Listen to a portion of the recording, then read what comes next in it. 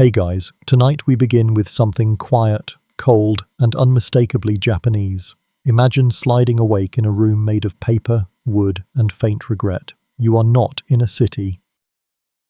You are not in a cozy inn with heated floors or even a futon that's seen fluff in the last decade. No, you're in the countryside of feudal Japan, sometime between the 12th and 17th centuries, and the first thing that hits you is the air. Not just because it's cold, but because it's everywhere. Every draft, every crack in the shoji walls, every whisper of winter slides across your skin like a silk ghost. Your house is a minka, a rustic farmhouse held together with thick timber beams, thatched roof, and the lingering smell of miso soup and mildew. The floors are tatami, rice straw mats that creak under every movement and retain approximately zero heat. The walls are sliding panels of paper stretched thin across wooden lattices, offering all the insulation of a napkin and none of the soundproofing. You can hear your neighbors sneeze and curse and get into a small argument over who stole the last pickled radish. You lie there under a cotton futon that's thinner than memory and wonder if your toes will ever come back from wherever they fled overnight. Spoiler, they won't. The straw pillow under your head feels like sleeping on a broom, and the blanket smells faintly of smoke, seaweed, and whatever the family cat coughed up last spring. You try to move. Your back protests, your shoulders ache from a life of doing things by hand, carrying water, chopping wood, bowing too many times a day. You're already exhausted and it's not even dawn. The only heat source in the house is the airore, a small sunken hearth in the center of the room that glows like the last ember of a forgotten fire. You didn't sleep next to it because there's not enough space. So instead you spent the night curled in a corner with your breath visible and your dreams frozen halfway through. You hear the rooster now, not a modern one, all cute and punctual. This one is grumpy, off-key, and way too eager. It sounds like it's been up since 3 a.m. plotting your downfall. Time to get up. Except first you must slide open the fusuma, those paper panels, and shiver as the cold rushes in like a samurai with a score to settle. The morning light is silver and soft, filtered through mist and wood smoke from distant neighbors, also trying to pretend they're not freezing. You stand slowly. The wooden floor beneath the tatami is hard, cold, and unforgiving. Your clothes, neatly folded beside your bedding, are the same ones you wore yesterday, and the day before. A plain cotton kimono, maybe a faded underrobe if you're lucky, tied with a frayed sash that's doing its best, despite being washed fewer times than your rice bowl. You slip into your tabi, split-toe socks that are more symbolic than functional, and your sandals, which are essentially woven suggestions of footwear. The wind slices right through them. You consider adding another layer, but you remember you only own 2, and the other one's still damp from last week's rain. Outside, the sky is quiet. Pale clouds, thin branches etched against it like ink on parchment. You walk to the edge of your home and open the sliding door. There is no front porch, just earth, damp, cold, waiting. You step into it anyway, because the rice field won't flood itself, and the firewood won't stack, and your stomach definitely won't fill itself with air. But before all that, there's one unavoidable task. Nature's call. There's no bathroom, of course. Not even a hole indoors. You walk to the corner of your property where a small wooden shack leans like it's rethinking its life choices. Inside, a pit. A wooden plank to balance on, and an overwhelming smell of fertilizer, failure, and fermented shame. You breathe through your mouth, say a small apology to no one in particular, and hope the frogs in the pit aren't awake yet. Congratulations, that was your morning. You return inside, colder now, hungrier too. Your stomach growls like a resentful demon spirit. Breakfast? If you're lucky, a bowl of leftover rice, maybe some fermented vegetables, tsukemono, with the kind of sour crunch that says, I've seen things. There's miso soup, thin and steaming, with tiny pieces of tofu bobbing in it like survivors. And tea, weak but warm. You sip slowly, savouring the only warmth you'll get today that doesn't require effort. So before you get comfortable, take a moment to like the video and subscribe, but only if you genuinely enjoy what I do here. And let me know in the comments where you're tuning in from and what time it is for you. It's always fascinating to see who's joining us from around the world. Now, dim the lights, maybe turn on a fan for that soft background hum, and let's ease into tonight's journey together. Because today, in feudal Japan, survival isn't a grand adventure, it's a daily rhythm. A quiet ritual. A humble existence carved from cold wood, thin rice, and rules as rigid as bamboo. You don't fight dragons. You don't duel with swords, you bow, you sweep. You survive, and that is more than enough. Section 2. You've slurped your miso, choked down your cold rice, and burned your tongue on the one hopeful sip of lukewarm tea. And now it's time for everyone's least favourite medieval reality, the morning toilet run. You see, in feudal Japan, plumbing is a dream that hasn't yet been dreamed. Instead, you step outside and make your way toward the benjo, a term that sounds vaguely cute until you experience it. A squat, wooden structure barely big enough to turn around in, leaning precariously over a pit that holds the memories of many meals past. No flush, no privacy. Just the creaking of planks, the curious flies, and the constant fear that you'll drop something vital into the abyss and never see it again. If you're lucky, your village shares a slightly more dignified communal outhouse. If you're not, your family's benjo is a glorified compost pile at the edge of a garden that smells like it gave up long ago. Don't even think about wiping with anything soft. It's bamboo leaves, rice straw, or nothing, and you better not take too long. Someone's already knocking on the door panel with the urgency of a man who had pickled radish for dinner. Back inside, you wash your hands with cold water from a wooden basin, no soap in sight, not because you're lazy, but because soap, if it exists at all, is a luxury item made from ashes and rare oils you definitely can't afford. You rub your hands together, splash your face once or twice, and call it good enough. Hygiene here is more spiritual than sterile. Time to dress properly. Not in jeans, not in sweats. You slip into your kosoda, a short-sleeved inner robe, then your outer kimono, if you're one of the lucky few who even owns both. The fabric is stiff, thick, and dyed a shade of brown that says, "This was once vibrant but met too many laundry days." Over that, if the season allows, a jacket or a hifu might be layered for warmth, basically a padded vest that makes you feel slightly less like a freezing scarecrow. And then comes the obi, the sash that holds it all together. You wrap it twice, tug, knot, and silently thank your ancestors for inventing clothing that doubles as a core workout. The tighter it is, the less likely it will unravel mid-errand and embarrass you in front of the tea seller's daughter again. Not that you're still thinking about that. Now for footwear. If you have money, waraji, rope sandals made from rice straw. If you don't, your calloused feet will brave the weather like they've done every other day since you were 4. No socks, no arch support, just you, the earth, and an uncomfortable awareness of every pebble within a 5-mile radius. It's not just the clothes that squeeze you, it's the system. The social hierarchy in feudal Japan is more rigid than bamboo scaffolding. And guess where you fall? Not at the top, not even in the middle. You're likely a hymen, commoner class. You plant rice, carry buckets, maybe trade in the local market if you're fortunate. You bow to the samurai, who bow to the daimyo, who nod to the shogun, who probably doesn't know your village exists. The emperor, divine and distant, lives like a legend behind silk screens. You, on the other hand, live with rice husks in your sleeves and dust in your teeth. There are rules. Too many to count. You bow when spoken to. You don't speak unless spoken to. You take off your sandals before entering a house. You don't touch someone above your station. You do not, under any circumstances, wear colours or fabrics that imply status above your own. Do that, and the local yoriki, low-level enforcer, might politely remind you with the flat of his sword, and heaven forbid you accidentally glance too long at someone of higher rank. It's not just awkward. It's potentially arrest-worthy. Social harmony, or WA, is sacred. Your job is not to disrupt it. Your job is to blend in, stay quiet, and pray the neighbours didn't see you tie your obi slightly off-centre. Historians still argue, by the way, whether this deeply stratified order actually kept the peace or just buried resentment under 20 layers of formality. But either way, it worked. Sort of.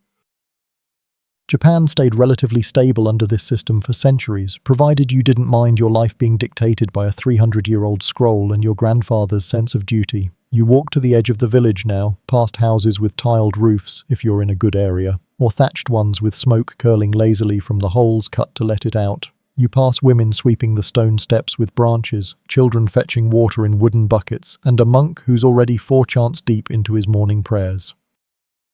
He doesn't look at you, you don't look at him. The dance of mutual existence continues. At the well, you join a short line of neighbours. No one speaks. Not really.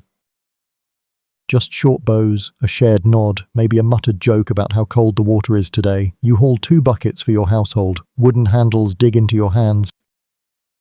You've done this so many times that the muscles in your arms don't even ache anymore. Or maybe they just gave up complaining. A chicken darts past your feet. A dog barks half-heartedly. Somewhere, a bamboo wind chime knocks out a melody that sounds vaguely like resignation. Back home, your grandmother is waiting to sweep the engawa, the wooden porch that wraps around your house like a thin ring of civility.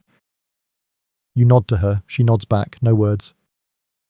Just eyes, just routine. That's how mornings go here. Inside, your youngest sibling is folding cloths. The oldest is already at work helping father repair the thatched roof again. Because the last typhoon didn't just blow off the shingles, it blew off part of your dignity too. You join them soon, climbing onto the wet, slanted beams, careful not to slip. The straw is slippery, damp with morning dew, and full of that soft, rot smell that makes your nose wrinkle and your knees clench. Work here isn't something you do to get ahead. It's something you do to stay behind less quickly. You fix what breaks, you patch what leaks. You bow when blamed, and you rise again the next day to do it all over. Lunch is far away. Rest even farther, but the sun is finally up and so are you, and somehow that counts as progress. Section 3. So now you're dressed, semi-fed, and the roof isn't leaking, for the moment. Congratulations, it's time to start your day's real work. But don't reach for a briefcase, or a laptop, or even a nice sharpened pencil. No, your tools are far more rustic. You might be a farmer, a craftsman, or a low-level peddler, but one thing is certain, your back will not survive this century. If you're a farmer, and you probably are, because up to 80% of the population was at one point, you head to the rice paddies, not with tractors or fancy irrigation tools, but with a hoe carved from wood, bare hands, and sandals made from woven grass that soak through in the first 5 minutes. The water in the fields is cold, the mud clings to your shins like it missed you, and the sun isn't even up properly yet. You wade ankle deep, planting seedlings one by one. It's slow, squelchy work. Your knees bend. Your spine folds like an origami crane. Your thoughts grow quiet because there's no time for dreams here, just repetition. The land demands rhythm. Now, if you're not a farmer, you might be working the forge, crafting tools or nails, but don't picture a medieval blacksmith with sparks flying in a dramatic slow-motion close-up. Picture instead a small, smoky space with no chimney and limited ventilation. You work the bellows with your foot, stoking the charcoal flames, then swing your hammer over and over until the steel takes shape, or your shoulder gives out, whichever happens first. If you're a carpenter, you're out repairing shrines or homes, shaving wood with hand planes that date back 5 generations. If you're lucky, you're paid in rice. If you're not, you're paid in favors, which tend to vanish as fast as they're promised. And women, yes, they're working too. Always. They're weaving, sewing, boiling laundry in cauldrons over smoky fires, minding children, and somehow still making time to help in the fields. Breaks are rare. The concept of me time has not yet entered the language. The only me time is muttering to yourself while picking lice from your child's collar. Oh, and meals. You might get one around midday if you're lucky, but let's not get ahead of ourselves. There's still a long way to go. The village is alive now, chickens scratching near doorways, dogs barking in the distance. A neighbour's child is already crying because he slipped in the ash pile again, and you're sweating. Even though the morning was freezing, now the sun is rising and your linen kimono has transformed into a wearable sauna. You wipe your brow with your sleeve. Bad move.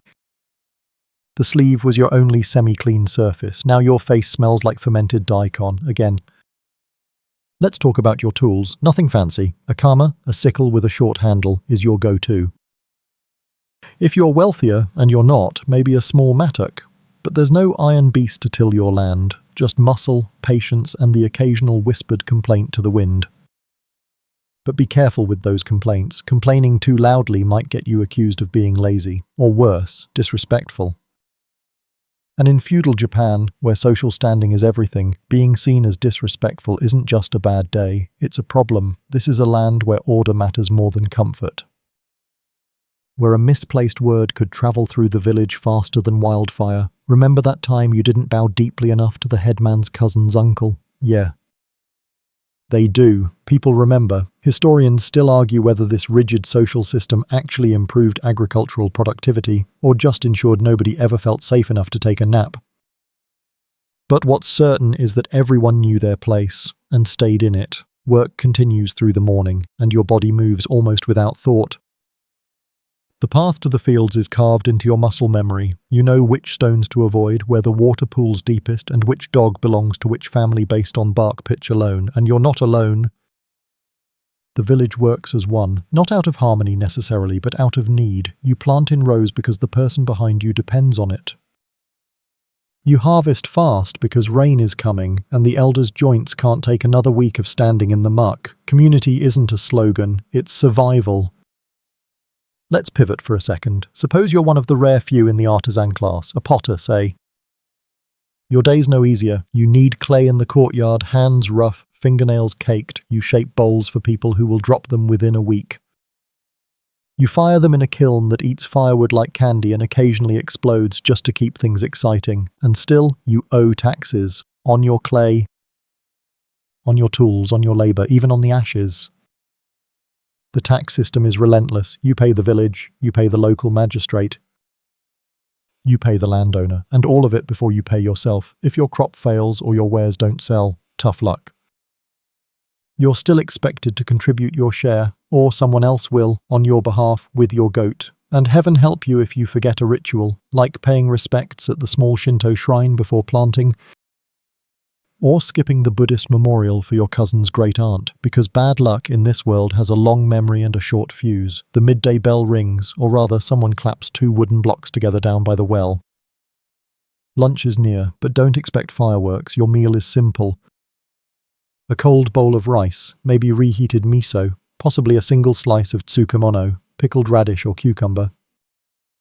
If you've really earned it, a sliver of grilled fish so thin it could double as a bookmark. And tea, always tea. Bitter, green and warm, a brief comfort, a pause. A breath before the day resumes its quiet, endless rhythm. You sit cross-legged on the engowa, letting your back rest against the post. Your knees crack. Your fingers tremble. You sip, chew. Breathe. Someone walks past. A nod. A murmur. Otsukaresama. It means something like, you're tired, well done. It's not a compliment, it's a recognition. You worked, you're alive, good. You take another sip and stare out at the fields. They need more weeding, the roof needs patching. And someone's goat is eating your neighbour's laundry again. But for now, for these 5 minutes, you're still. And in feudal Japan, stillness is a rare, precious thing. Section 4. The 5 minutes of peace are over. You stand up slowly, joints clicking like old wooden shutters. Your legs protest. Your arms feel like you've been wrestling tree trunks. You stretch, but only slightly. Too much stretching might make someone think you're done for the day. And no one is ever done. There's a saying here, a man who doesn't work doesn't eat. But what it really means is, a man who doesn't work doesn't survive the season. There's no safety net, no sick leave. If your hands stop moving, your rice bowl stops filling. You grab your hoe, your straw hat, and head back out. The sun is directly overhead now, glaring down through the scattered clouds like it's judging your posture. Which, frankly, is terrible. Let's talk about posture. In feudal Japan, there's no such thing as ergonomic anything. Your tools are designed to work, not to spare your spine. You bend, crouch, kneel, always in angles that feel like a punishment. Even the act of sitting is hard work. Formal sitting, Caesar, is done on your knees with your back straight and your toes tucked under. It's proper, respectful, and absolutely designed to destroy your calves within 10 minutes. You remember that time you tried to shift your weight during a tea ceremony and your leg made that awful popping noise? Yeah. So does everyone else in the room. And while we're on the subject, tea, it's everywhere. It's ceremonial, medicinal, social, but it's not a relaxing cup on the porch while watching the sunset. Not here. It's a ritual with rules. You don't just drink tea, you present it. You fold the cloth just so, turn the cup just right, bow at the correct depth, and sip at the exact angle that shows humility without shame. Get it wrong, and someone will notice. Someone always notices. This is Japan. In feudal times, precision is the culture. Which brings us to social class. You may be a farmer, but that doesn't mean you're without pride. Farmers are technically above merchants in the Confucian-inspired hierarchy because farmers produce food and merchants just move it around. That said, the merchant has silk in his sleeves, a roof that doesn't leak, and coins that jingle when he walks. You have calluses, cracked heels, and a bone-deep understanding of rice season. Still, you wouldn't trade places, not because you're noble, but because you know your place. You've been taught since birth that stability is found in the roots, not the branches. Now, as the afternoon stretches out before you, the real heat kicks in, the kind of heat that makes the air shimmer. That makes your linen robe stick to your back like a wet leaf. You fan yourself with your sleeve, but it's like trying to fight a fire with a sigh. Work continues. The paddies need maintenance, or the roof needs repair. Maybe you're patching a wall with more mud and straw. Maybe you're helping a neighbour butcher a boar and dividing the meat according to custom and favour. No one clocks in or out. Time is measured in tasks, not hours. And while you're working, you're watching, because even in this simple world, politics exists. Village gossip is its own economy. Who married whom? Who owes rice to whom? Who got a visit from the local samurai inspector and suddenly built a new shed the next day?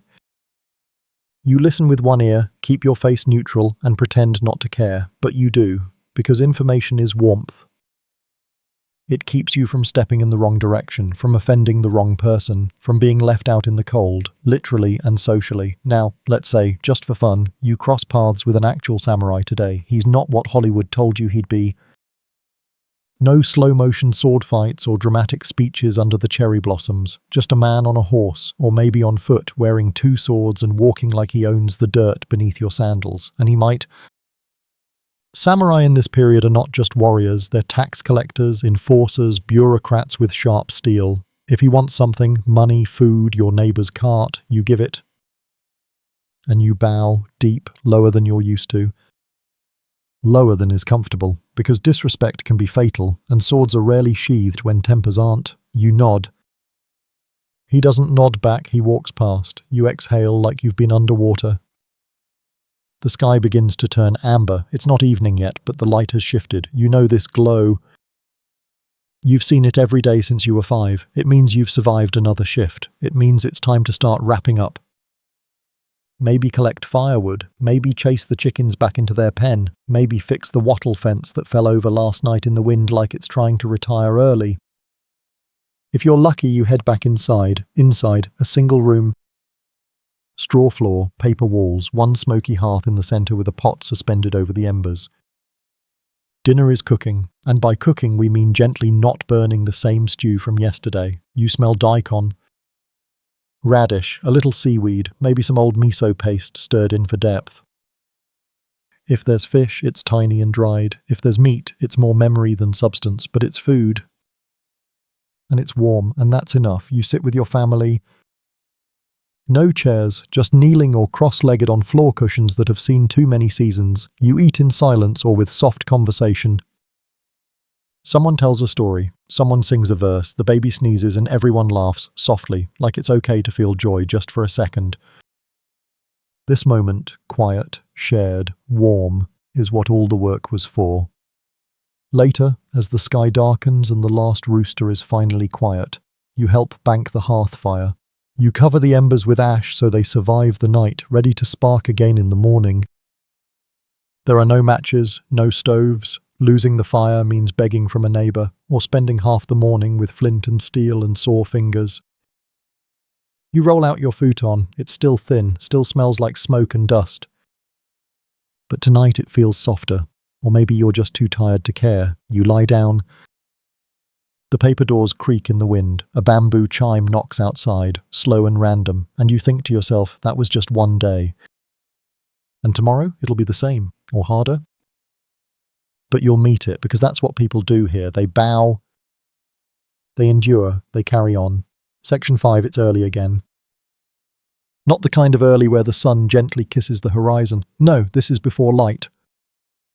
When the sky is still the colour of soaked charcoal and the only sound is the distant murmur of wind pressing through bamboo groves and the occasional rooster who's clearly taking his job too seriously, you're already awake, not because you want to be, but because someone moved on the straw mat beside you and the sound of rustling cloth in a paper-walled house is roughly equivalent to setting off fireworks. You sigh, quietly, always quietly. No one wants to be the one who wakes the baby or the elder with the cough. You roll to your side. Your joints disagree with this plan. Your futon, which is technically a padded mat but practically just ambition stitched into cotton, feels colder than yesterday. Or maybe you're just more tired. You sit up. The air inside the house is colder than it was outside in your dream. Your breath comes out in a little puff. You pull on your robe with numb fingers and hope the fire you banked last night didn't betray you. It didn't. Not entirely. A faint red glow pulses under the ashes, a heartbeat in the center of the floor. You take the poker, a thin iron rod, and stir. Slowly, reverently, because this ember might be the only thing between your family and a day that begins with chattering teeth. You blow softly, sparks jump, you add kindling. Tiny twigs, strips of bark, then bigger wood. You coax it like a fragile idea, and then suddenly there's a flame, not large, but steady. You feed it more and feel for the first time today a sense of fragile victory. You hang the kettle, the same battered iron pot that has boiled thousands of mornings. Water goes in. Not clean bottled water, just water from the well, strained through a cloth, with any sediment left to settle at the bottom like a quiet dare. Breakfast begins. You don't have a refrigerator, or even a pantry in the modern sense. You have ceramic jars, woven baskets, maybe a shelf with some dried goods if you're lucky. This morning, luck looks like a small bowl of leftover rice, a sliver of pickled plum, and miso paste stored in a wooden tub older than your grandmother. You mix the miso into the water, stir. Let it warm. The smell rises, savory. Familiar, home. Someone stirs behind you. A child, then your sibling, then your mother, who doesn't say a word but begins folding bedding into a neat pile like her hands are remembering it before her brain wakes up. Everyone moves quietly, because speaking loudly in the morning, that's for people who want to reincarnate as frogs. The rice is cold, but it's food. You mash it with your chopsticks, eat in small bites. The pickled plum is sour enough to startle your tongue, but it keeps the fatigue at bay. You sip the miso like it's medicine, because it is. Outside, the light is starting to seep through the rice paper panels, soft gold, faint pink. Another day is being born, whether you're ready or not. Today you're fetching wood, and in feudal Japan, fetching wood is not a task. It's a saga. You grab a woven basket, sling it across your back, tie it with rope made from hemp fibers that fray at the edges but somehow still hold. You step into your sandals, take one last glance at the warm hearth and push open the wooden door. The world is still hushed. Trees tower. The path to the forest is worn into the earth by countless feet before yours. There's no chatter. Just the crunch of frost on old leaves and the occasional startled bird. You walk and walk.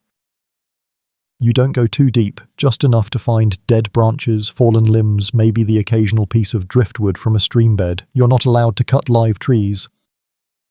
That wood belongs to someone, maybe a lord, maybe the temple. Taking it is theft, and theft, here, can earn you more than a slap on the wrist. You've heard of people getting their hands broken, or worse, banished, and no one survives long outside the village. So you stick to what the forest gives you. You break the branches over your knee, stack them, tie them, lift the load onto your back. It's heavier than you remembered. Maybe you're just more tired than usual. You return home before noon, sweating despite the cold. Your robe clings. Your arms ache, but the house has warmth now. Someone kept the fire going. Someone boiled tea, someone laid out more rice, and you eat. Quietly, gratefully. Let's pause.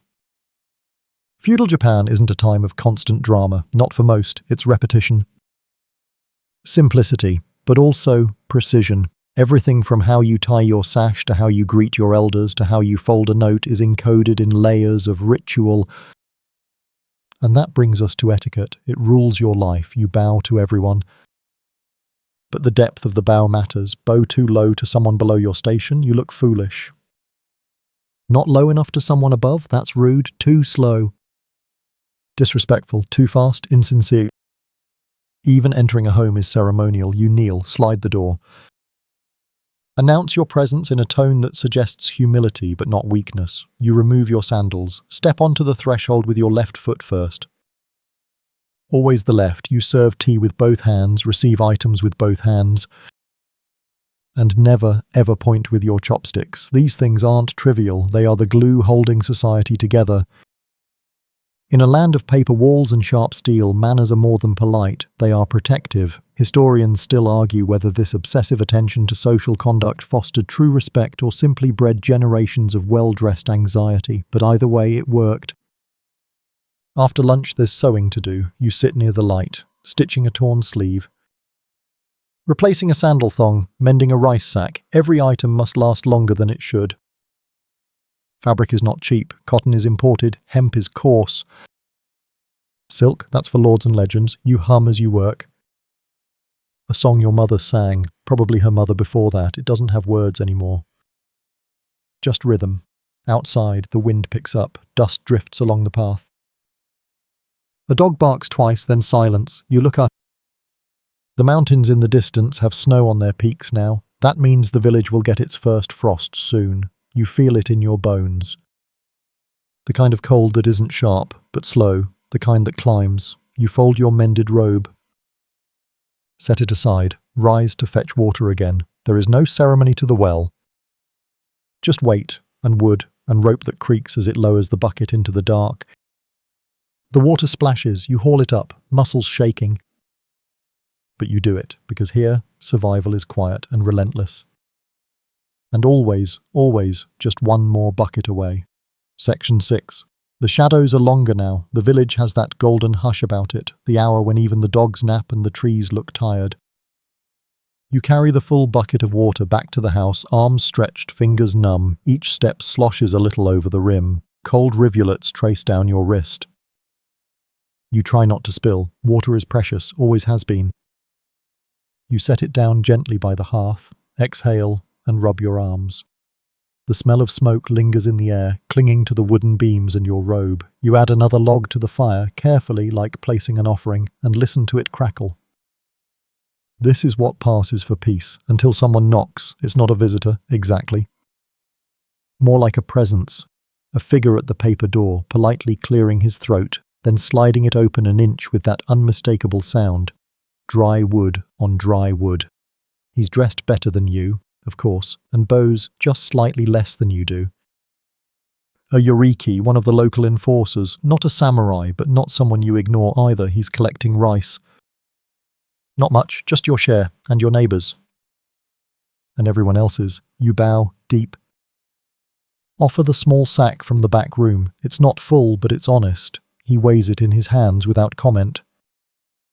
Nods, slides the door shut again, and just like that, the house is your own again. You sit back down by the fire, heart still pacing. That's how power works here, not through shouting. Through silence, through knowing that you're always being watched, even when no one says anything. Taxes are a constant.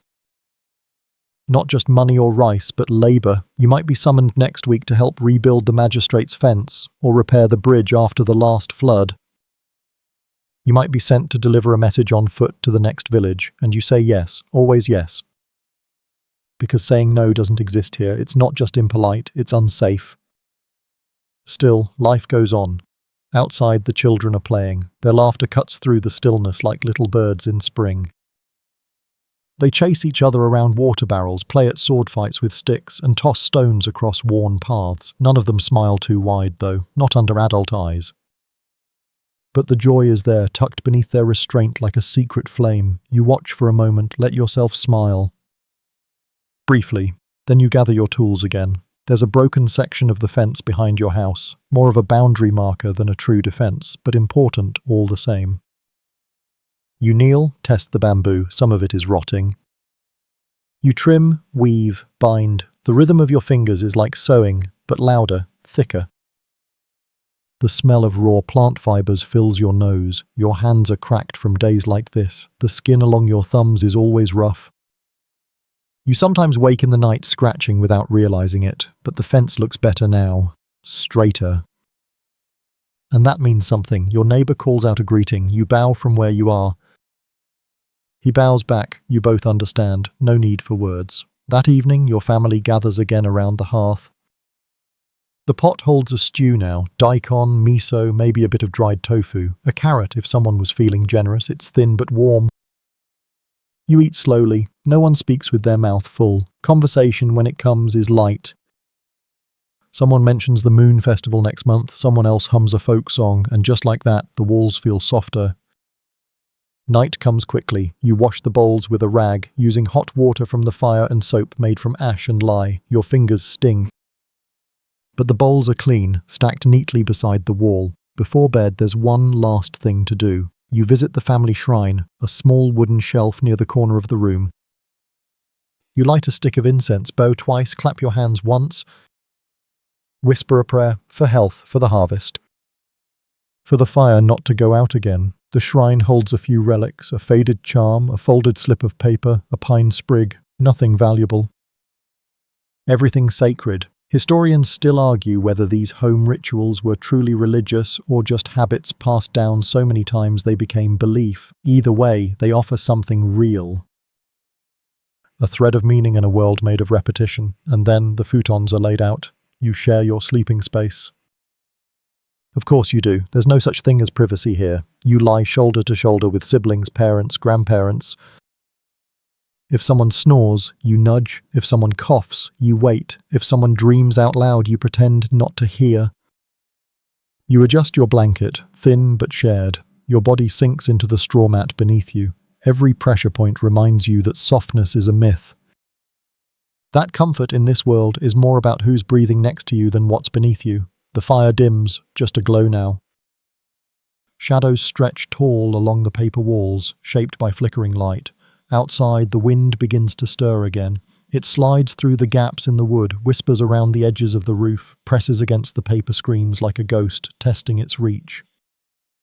And still, you sleep, because somehow, despite everything, the taxes, the cold, the rules, the cracks in the walls, your body understands something deeper than thought. Tomorrow will come, and so will you. Section 7 morning again. But today, there's no sunlight through the paper walls. Instead, there's fog, thick and slow like soup left to sit too long. You wake with the sense that the world outside has disappeared. The usual rooster is quiet, the trees are shapes. Even the neighbour's muttering, usually audible through 2 thin walls and half a cough, is strangely muffled. You sit up, your blanket falls away, heavy with moisture. The straw beneath you smells faintly musty, like it's soaked up the sky in the night. Your joints ache more than usual. It's the damp. It always gets into the bones. You wrap your robe tighter, shuffle across the tatami. The coals in the hearth have gone cold. No one banked the fire last night, or maybe they tried, and the fog slipped in anyway and smothered it. You try to relight it. You strike the flint over and over. Sparks jump, die. The kindling is damp, the wood soft with dew. You blow gently. A curl of smoke, a hiss. You try again. It takes 20 minutes. 20 minutes of kneeling, coaxing, muttering every unspoken prayer you know, until finally, the smallest flame catches. You don't celebrate. Just sit back and exhale like you haven't breathed properly in weeks, because this is feudal Japan, and fire isn't guaranteed. It's earned. The rest of the house begins to stir. Your mother coughs. Your sister folds the bedding. No one complains. Complaining is reserved for people with choices. Instead, everyone moves like actors in a silent play, practiced, precise, and always one step behind the needs of the day. Outside, the fog begins to lift. You open the door. The village reappears, one roof at a time. Trees rise from the white like old men stretching. The path to the well is slick, lined with puddles. Your sandals slap softly against the stones as you walk. Every step sends a chill up your spine. You draw water with slow hands. Everything feels slower today. Even the rope on the well seems reluctant. But you lift the bucket, carry it back, heat it, pour a little for tea. That's when the bell sounds. It's not a temple bell, not a ceremonial one. This bell is smaller, metal, sharp. It hangs from a wooden post near the center of the village. And when it rings like this, fast, twice, it means something. Visitors. Not friends. Officials. Samurai. You don't panic. Panic is dangerous. You simply place your teacup down. Wipe your hands, straighten your robe, and step outside. There are 3 of them, on foot this time, which means they're local, probably attached to the magistrate. 2 younger men and 1 older, whose silence carries more weight than his sword. Their armor isn't ceremonial, it's practical. Lacquered, worn, dark. They're speaking to the village headman. You can't hear what's being said, but you can tell from the way the headman stands, bowed, hands flat against his thighs, that it's not good. Someone mutters behind you. Another neighbor joins. No one moves closer. Everyone stays at the edges. Paper-thin walls, paper-thin privacy. This is how news spreads here. Not through conversation, but through the way people watch. Eventually, the headman calls out names. 2 men. 1 woman, a boy, not yours. Not this time. They step forward, bow, follow the samurai. There's no drama, just silence, just sandals on wet earth fading down the path. Maybe it's a conscription, maybe they owe taxes, maybe someone said the wrong thing to the wrong person. You'll never know, and it's better that way. Historians still argue whether local samurai kept true peace or ruled with fear. Whether they protected villages from bandits or simply replaced them with law and swords, but to you, they are part of life, not good. Not bad, just inevitable. The rest of the day continues. You help mend fishing nets. You don't fish, your village is inland, but the nets are used for drying vegetables in the sun, hung over frames like webbed sails. One has a tear. You sit in the dirt, thread thick twine through the holes, your fingers blister, you wrap them. Keep going. Lunch is quiet. You eat with your family. Today's meal is barley rice, a bit of pickled cabbage, miso again, but thin, stretched to make it last the week. No one complains. Even the children chew slowly. You rest for a moment on the porch. Let the sun touch your knees. It's the first warmth of the day. You close your eyes, not sleep, just stillness. A moment when the world doesn't need anything from you, but it doesn't last. There's laundry to do.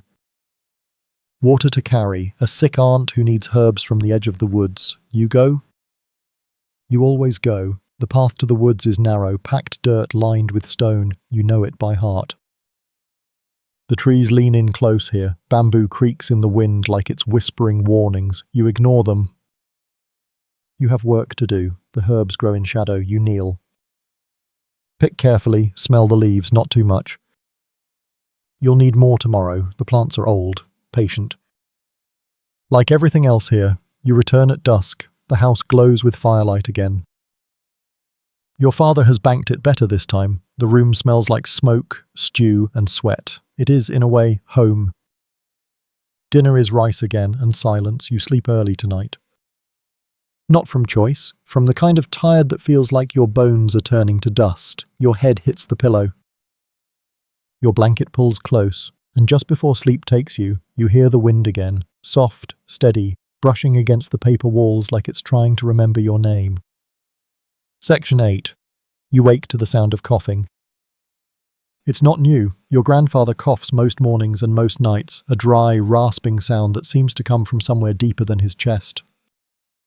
He sits by the hearth already, wrapped in 2 robes, staring into the fire like it might finally give him an answer. You join him, no words.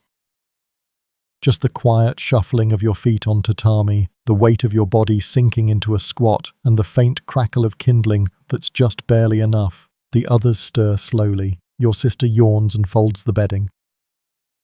Your mother pulls water from the ceramic jar and begins to prepare breakfast with the steady pace of someone who's been doing it since childhood, because she has. Today is a market day. That means walking, 2, maybe 3 miles, depending on how muddy the path is after yesterday's fog. You'll carry bundles of dried herbs, a jar of preserved plums, and maybe some woven straw sandals to trade. Money. Rare, barter is the language here. Your rice for their fish. Your millet for their beans, your handiwork for their salt. You pack everything carefully. The plums go in a wax-sealed jar wrapped in twine, the herbs in a cotton pouch tied with a knot your father showed you once when you were still too small to lift the bucket, the sandals you stack in pairs and bind with a braided cord. You load it all into a basket, lift it to your back, tie the loop across your shoulders and chest. You feel the weight settle. It's not too bad, but you know it will be by the time you're halfway there. The path winds down through small farms and narrow bridges. You pass other villagers, some you know, some you nod to out of habit. Everyone carries something. A child has a chicken in his arms. A woman balances a tray of dried persimmons on her head. An old man pulls a cart with one good wheel. The air is crisp. Your breath is visible again. But today there's sun, soft gold lighting up the dirt, casting long shadows that make the bamboo tremble gently. You reach the market just as it begins to swell. It's not a city market, just a clearing near a shrine, flanked by simple stalls, mats rolled out on the ground, baskets and jars and trays of goods lined up with quiet pride. People call softly, not like Western vendors, no shouting, just invitations, fresh rice, soba noodles, chestnuts, salted fish. You find your spot, lay out your goods. Kneel behind them, fold your hands in your lap and wait. No haggling, no signs. Buyers look, nod, touch the goods, ask politely. You offer a price. They offer something else, a small negotiation made of bows and humility. Sometimes you trade for things you don't need, just so someone will remember your face the next time you do. You receive half a bundle of sweet potatoes, a small clay jar of pickled ginger, a worn cloth you can turn into patches for the baby's robe. It's not much, but it's survival. You walk home with less weight in your basket and more weight on your legs. The sun is higher now, the road drier. Your sandals rub blisters you won't mention. At home, your mother smiles softly at the ginger. She says your grandmother used to eat it every winter, swearing it warmed the blood. You warm water, make a tea with it, let her sip first. She nods. You've done well today, but the work isn't over. You fetch water, again, chop wood.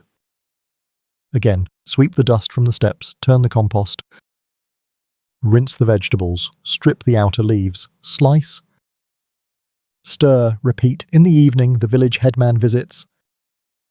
He doesn't come often, but when he does, it's always with news that matters. This time, it's about a festival. The shrine's autumn ceremony is approaching. That means cleaning the grounds, hanging new paper charms, preparing offerings. It also means visitors, out-of-towners. Possibly a monk or two, maybe even a minor official. Your father nods.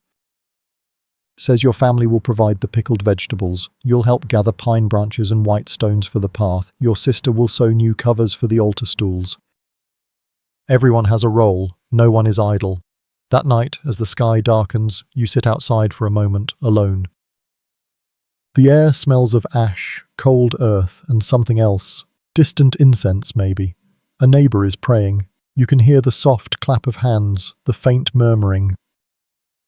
You look up. The stars here are real, not scattered lights behind city fog, but sharp, endless pinpricks cut into the black. You trace one with your eyes, wonder how many generations have done the same. You think about your grandfather's cough. Your mother's hands, worn down from boiling rice and washing bowls, your own back already carrying the fatigue of years you haven't lived yet, and still, you would not trade this. There's a pride in knowing your place, a steadiness in repetition, a kind of invisible peace that floats just under the surface of this life, like the last embers in the hearth. Historians still argue whether this daily endurance made feudal peasants resilient or simply resigned, whether this quiet obedience was dignity or surrender. But here, sitting in the cold with stars for company, you don't need to argue. You just breathe. The house is quiet when you return. You bank the fire. Tuck the stones close, fold your robe, lay your head down on the straw pillow. There's no song, no lullaby, just the creak of the walls, the whisper of the wind, and the knowledge that you've done enough for today. Tomorrow will begin in the dark again. But for now, you sleep and dream of ginger tea, warm pine smoke, and footsteps on the shrine path. Section 9. You wake before the birds. There's no need for a rooster today. Your own body betrays you, pulling you from the fragile warmth of your bedding before the sky even considers turning blue. Your shoulders ache, your feet twitch. Your back is a straight line of regret, but you sit up anyway, because today is Shrine Day. Once a season, the village gathers at the Shinto shrine that watches over the valley from a little wooded hill. Not a grand structure, just a humble post and beam building with a thatched roof and an old rope tied around the sacred tree beside it. But it's sacred. And more importantly, it's yours. You dress with care, not in silk, Not in anything new, just your cleanest linen underrobe, your brown work kimono scrubbed yesterday in the cold stream with ash soap and bare hands, and your father's old sash mended at both ends, wrapped twice around your waist. You walk with your family up the winding path. Everyone does. Children carry bundles of straw. Elders walk with sticks. The headman leads, holding a bundle of folded white gohei, paper offerings cut into zigzag patterns, fluttering like tiny flags of hope. As you climb, the trees hush. Bamboo rustles. A crow barks once and flies off. You breathe deeply, filling your chest with morning air sharp enough to wake the parts of you that miso never reaches. At the shrine, work begins. You help sweep the steps with a broom made from bundled twigs. Another boy scrubs the stone basin where hands are washed and mouths rinsed. The priest's apprentice hangs charms, wooden plaques with prayers scribbled in ink by trembling fingers. You climb onto the roof, not because it's fun, because the thatch needs patching and your legs are younger than your father's. The straw is stiff with age, brittle in your hands. You bind it down with lengths of vine, your fingers moving with the rhythm passed down from countless seasons of doing exactly this. Below, your sister arranges pickled daikon on a tray beside a pile of dried chestnuts. Your mother folds a white cloth over the altar table. A monk lights a stick of incense. Its smoke rises slow, curling like memory. And then the bell, one long tone, deep. Hollow, pure, the village falls silent. The priest steps forward, robes rustling, and begins the ritual. You don't understand every word, you're not meant to. The language is old, older than your grandfather's grandfather, but the feeling is clear, gratitude. Humility, a soft, shared promise to keep living as best you can. You bow. Twice, clap your hands, once. Then bow again. This is not performance, this is survival, wrapped in reverence. Historians still argue whether these rituals brought real spiritual comfort or simply acted as tools of social cohesion, ways to keep people busy, obedient, unified. But when you kneel on the cold stone floor and close your eyes with everyone else, you don't need theory. You just feel connected. To the land, to the others, to yourself. After the ceremony, there's food, not a feast, just warm rice balls.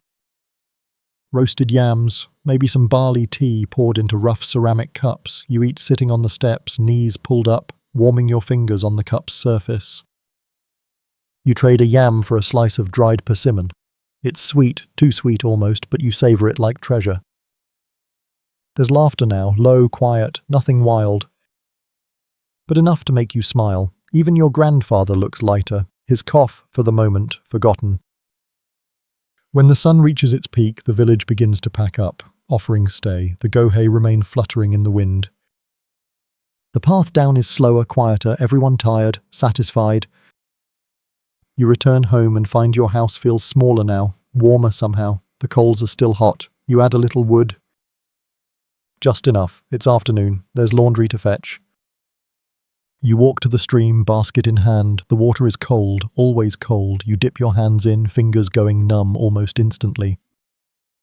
You pull out the garments, heavy with water, and wring them dry, then drape them over flat stones to catch the last rays of sun. The light glints off the surface like fish scales. You sit on the bank for a moment, legs dangling over the water, not doing, just being. That's allowed sometimes, briefly. You watch a dragonfly trace lazy loops over the reeds. A frog plop into the deeper shadows. The sky above is a deepening blue, wide and endless. Somewhere a bell rings. Somewhere, smoke curls from another house's roof. And you're here. A piece of it all. Later at home, dinner is simpler than usual, just miso and leftover rice. But you don't mind. The taste is familiar, comforting. Like hearing the same song you've always known, sung in a key you didn't realize your heart remembered. Afterward, your brother plays a tune on a bamboo flute, rough. A little off-pitch, but beautiful. You lie back on the floor, head against your arm, and let it wash over you. The sound drifts through the paper walls and out into the darkening yard. Even the chickens seem to listen. And when the tune ends, no one speaks. Because nothing else needs to be said. You sleep early. Tonight there's warmth in the house. Not just from the fire, but from the way today felt whole, from the rhythm of hands working together, From the soft, sacred ordinary that held you like a blanket made of smoke and rice and prayer, you pull the covers to your chin, and just before your eyes close you think, this is enough. And you believe it. Section 10. It rains the next morning, not the heavy summer kind that soaks you in seconds and drums on the rooftops like a festival. This is a thin, whispering rain, the kind that blurs the air and turns the garden paths into soft mud. It seeps into everything. It smells like moss and old wood, and the faint, sour scent of wet cloth hung too long indoors. You wake to it, of course, not to the sound because it's quiet, but to the cold that sneaks into your futon like a careful thief. You blink slowly, breath rising in white curls above your mouth. The fire must have died. The last ember gave up sometime during the night, and now the hearth is just ash and memory. You don't blame it. You stand and shuffle toward the hearth anyway, out of habit. Scoop the ash to check. Nothing, not even a flicker. Your fingers are too stiff to strike the flint, so you hold them over the kettle instead, willing them back to life. It doesn't work. It never does. The only dry wood left is the crooked bundle under the eaves, wrapped in an old cloth. You step outside barefoot, sandals forgotten in the dark, and your feet meet cold mud with a soft, wet squish. It travels up your spine like a surprise. Still, you gather the wood. You bring it inside, shake off the worst of the damp, then kneel and begin the work of making fire again, spark by spark, breath by breath, until the first orange thread curls through the smoke and decides to stay. There it is, your first victory of the day. You warm water, drink bitter tea, share half a rice ball with your sister, who's still rubbing sleep from her eyes. The baby is already awake, giggling at something invisible in the rafters. Your mother is mending the same sleeve she's fixed 3 times already. Your father is outside wiping rain from the garden stones like that might stop the sky. It won't. But you understand the impulse. The rain changes everything. You can't work the fields today. The earth is too soft, the footing treacherous. You can't dry herbs or mend the fence or hang laundry. Even the chickens seem annoyed, pacing near the edge of the coop like they're debating an uprising. So you do inside things. You help your mother fold fabric, old scraps turned into rags, rags turned into patches, patches turned into something vaguely robe-shaped. Nothing is wasted here. A tear is not the end, it's the beginning of a new use. You sharpen tools. Carefully, slowly, the knife you use to trim bamboo, the shears that cut straw, the small, heavy blade with the wrapped handle that your uncle gave you before he left to join a caravan and never came back. It still holds an edge. You polish it with a stone, not because it's dull, but because it deserves attention. Like everything else here, later your grandmother asks for help with the shrine, not the big one on the hill. The small one, the family altar in the corner of your home, where ancestors are remembered with rice, salt, and the occasional dried plum. You refill the salt dish. Light the incense, bow twice, clap once. Whisper thanks. You don't expect answers, but the act itself feels like one. Historians still argue whether ancestor worship was about true belief or cultural continuity, if people prayed out of faith or fear. But in your house, it's something quieter. It's not about what comes after. It's about what came before. It's about saying, we're still here, we remember you. And that matters. The rain keeps falling. You listen to it now, curled beside the hearth, watching drops trace long silver paths down the wooden frame of the door. A pot simmers over the fire, sweet potato and a slice of daikon, barely enough for everyone but made to stretch, like everything else. You pass the time telling stories, not big ones. Just little things, the day the goat escaped and chased the merchant's cart down the hill, the summer when the well dried up and everyone bathed in buckets of tea water, that one time you fell asleep in the shrine and dreamed of a fox with a human voice, the baby babbles, your sister laughs. Your father, half listening, smiles into his tea. Even the rain seems to soften. By late afternoon, you're restitching a sandal strap. It's frayed again, your fault for stepping in the stream last week, but your hands know the motion now, the pull of the thread.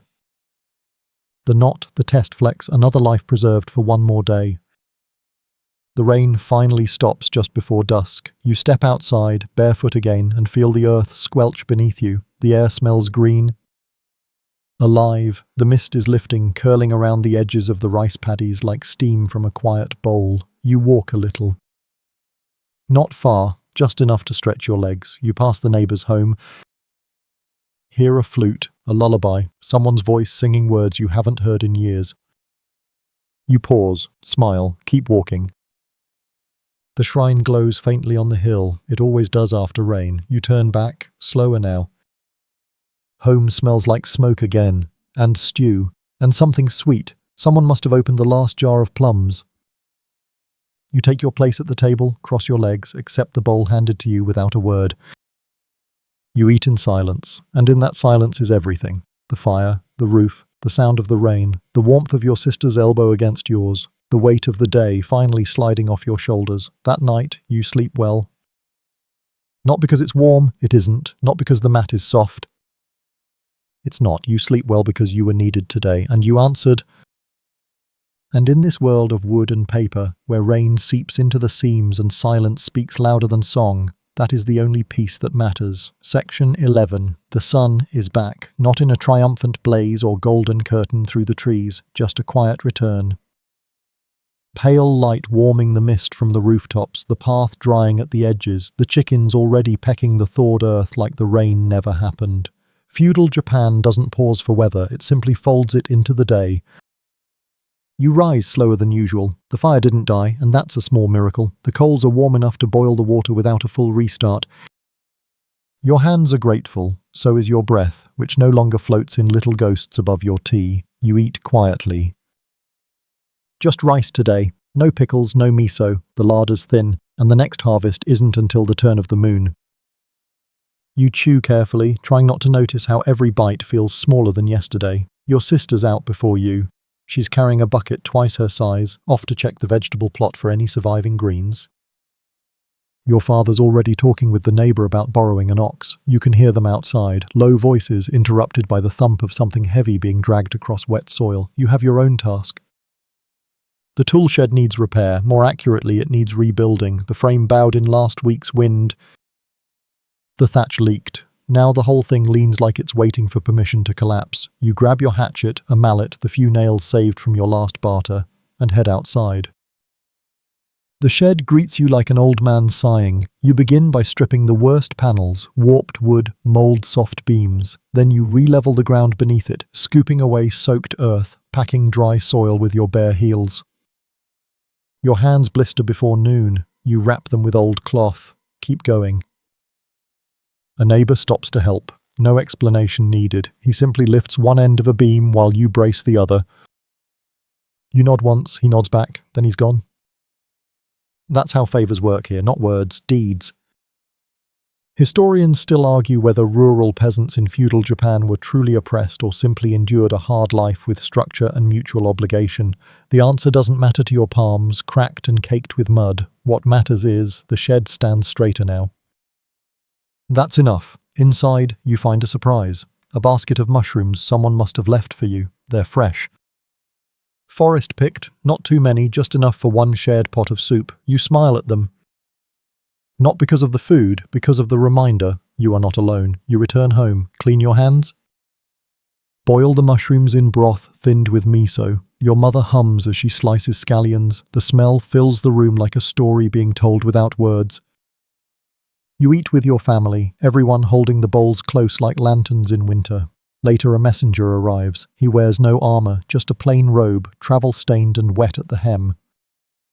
He bows low, hands your father a scroll. There is no seal, just a rough knot of twine and ink-streaked writing that says what no one wants to read. Another conscription, this time for workers. Not soldiers, but builders, a new outpost near the border. The daimyo needs hands. Each household must offer one. Your father is too old, your brother is too young. You understand, no one says it aloud, but everyone looks at you. You bow, once, say nothing. Later you'll pack, there's no room for dread, just preparation. You tie a bundle with 3 days of food, an extra pair of sandals, and a cloth-wrapped talisman from your grandmother's altar, worn smooth, edges frayed from too many hands, but it still smells like cedar and salt and smoke. You sleep early. Your futon feels heavier tonight, not with fear, but with a kind of slow acceptance. You've known since childhood that your name might be called. Everyone does. You thought maybe next year, maybe never, but now is now. You stare at the ceiling. It creaks in the wind. Outside, a nightbird calls once, then falls silent. Your sister stirs in her sleep, murmurs something about radishes. You smile, then your eyes close, and you rest. Because that's what strength looks like here. Not defiance, but readiness. Section 12. You leave before dawn. The house is quiet when you slide the door shut behind you. No one says goodbye. Not because they don't care, because they do. But here, goodbyes are too heavy. They're left unspoken, folded into the rice ball your sister packed in leaves, the tight knot your mother tied on your robe's sash, the way your father placed the hat on your head and adjusted it twice before walking away. You walk alone for a time, just you, the path, and the sound of your own sandals against gravel softened by mist. A long road ahead. Not paved, not smooth, just distance measured in footsteps and muscle aches. Eventually others join, from other homes, other villages, men of all ages, some younger, eyes wide and untested, others older, shoulders low and quiet from too many journeys like this. You don't talk, you just walk together, pulled along by duty like boats caught in the same current. The worksite is 2 days away. A temporary camp has been set up on a wooded hillside near a river bend, chosen for its visibility and, maybe, its silence. You arrive near dusk. The sky is a bowl of copper and smoke. A man in lacquered armor gestures with his chin. You bow. He points to a patch of bare earth. That's your place. You spread your mat if you brought one. If not, you sleep on packed dirt, under a makeshift awning held up by sticks and hope. Someone hands out millet porridge in wooden bowls. It tastes like warm clay, but it fills the space in your stomach where nerves have been living all day. No one speaks that night. You listen to the wind, the clink of metal, the whisper of sandals on gravel. The quiet sob of someone 2 tents away, quickly muffled into their sleeve. The next morning, work begins. You dig. There's no ceremony, no speech, just a shouted command and the sound of tools meeting earth. You grip a wooden spade, shoulders tense, hands blistering by the second hour. You dig foundations, move stone. Haul logs. The structure taking shape is some kind of watchtower, maybe a small guard post. You don't know. You don't ask, you just keep working. By noon, your robe is soaked through. There's water to drink, but only from a shared bucket. One dipper. You sip. Pass it along. Someone wipes their brow. Someone else retches quietly into the bushes. The guards don't look up. Lunch is barley rice, eaten in silence. You watch birds fly overhead. You envy them. You get back to work. Historians still argue whether labor conscriptions in feudal Japan were a necessary part of civic duty, or a thinly veiled punishment for being born in the wrong class. To you it doesn't matter, your back aches either way. That night you tend to your feet. The blisters are raw, you wrap them with cloth torn from your sleeve. Your hands are cracked, but you smile at the calluses. They mean you've survived another day. You share a story with the boy next to you. He's never left his village before. He asks what it's like to walk under trees that aren't yours. You tell him. They sound the same. In the morning it rains. Of course it does. You work anyway. The mud sticks, the logs slip. A man falls. The guard yells. Another man helps him up. No one speaks. You haul rock until your arms go numb. You lift. Stack, repeat. On the 4th day you rest. Just half a day, your group has met the quota, a new group arrives. You exchange glances, wordless, exhausted, grateful. You're allowed to leave after the next morning. That night you light a small fire. Share dried persimmon with the boy. He thanks you. You nod. Then you both stare at the flame like it might carry your thoughts home. The walk back is slower, not because of the pain, but because your bodies learned something. How to endure, how to pace, how to be steady like a stone in a stream. You arrive home just before dusk. The village looks smaller, the trees familiar. The wind carries the scent of your own hearth fire. You stop at the door, take a breath. Then slide it open. Inside, your mother is stirring a pot. Your sister is folding cloth. Your father sits beside the hearth like he never moved. No one says, "Welcome back." They don't need to. Your sister hands you a bowl. You sit, eat, let the warmth rise through your chest, chasing away the last ache of the journey. Later, you slip off your robe, crawl onto your mat, stretch your legs and sigh. The fire is soft, the roof doesn't leak, and outside a breeze carries the faintest sound of a nightbird calling home. And you think, you are home, you've always been. Section 13. The seasons shift slowly in feudal Japan, not with sudden fanfare, but with quiet clues. The morning mist lingers longer, the birdsong changes its tune, the wind carries hints of something dry, something brittle, as if the trees themselves are whispering about what comes next. You notice it before anyone says a word. The air smells different, less like damp soil, more like smoke and leaves. You rise earlier now, not because you're more rested, but because the light itself insists on arriving sooner, slipping through the rice paper walls in a way that brushes your face like a careful hand. Your days return to rhythm. Wake, fire, rice, work.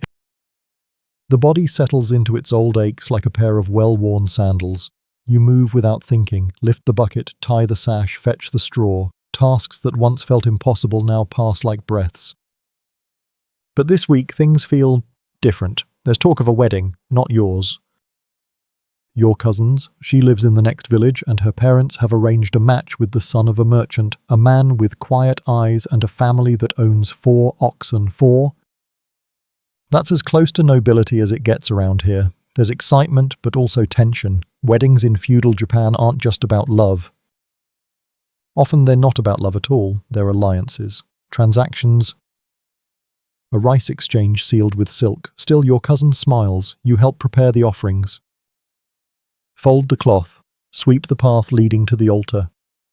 Your sister stitches tiny plum blossoms into the hem of a borrowed kimono, her fingers moving carefully as if each petal holds a blessing. The groom arrives 2 days later. He bows lower than expected, brings sake. 2 bottles, not the cheap kind either, clear, sharp, with the smell of winter. You and the others gather to watch the ceremony. Not inside, it's too small, but just outside, kneeling, respectful. The priest speaks softly, the couple exchanges cups. Then bows, then silence. It's done. They are husband and wife. Later there's a feast. Well, feast is a generous word. There's food, yes, rice, grilled fish, chestnuts wrapped in leaves, sweet bean cakes for the children. The adults sip sake and smile at each other with the kind of satisfaction that comes from a deal well made. You eat slowly. Watch the steam curl from your bowl. Share glances with a few others around your age. One girl, quiet, sleeves too long, looks your way and quickly looks down again.